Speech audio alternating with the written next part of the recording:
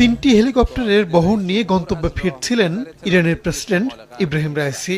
দুটি হেলিকপ্টার নিরাপদে পৌঁছাতে পারলেও মাঝপথে বিধ্বস্ত হয় রাইসিকে বহন করা হেলিকপ্টারটি। ইরানের সংবাদ মাধ্যমগুলো বলছে, রাইসি ছাড়াও এতে ছিলেন দেশটির পররাষ্ট্রমন্ত্রী হোসেন আমির আবদুল্লাহিয়ান, পূর্ব আজারবাইজানের গভর্নর মালেক রহমতি এবং ওই প্রদেশে ইরানের সর্বোচ্চ নেতার মুখপাত্র আয়াতুল্লাহ মোহাম্মদ আলী। অন্যদিকে অপর দুটি হেলিকপ্টারে ছিলেন জ্বালানি মন্ত্রী এবং আবাসন ও পরিবহন মন্ত্রী। প্রতিবেদনে আরও বলা হয়, ইরানের প্রেসিডেন্টকে বহনকারী হেলিকপ্টারটি ছিল যুক্তরাষ্ট্রের তৈরি, যার মডেল বেল 212। দুই ব্লেডের মাঝারি আকারের হেলিকপ্টারটিতে মোট 15টি আসন রয়েছে।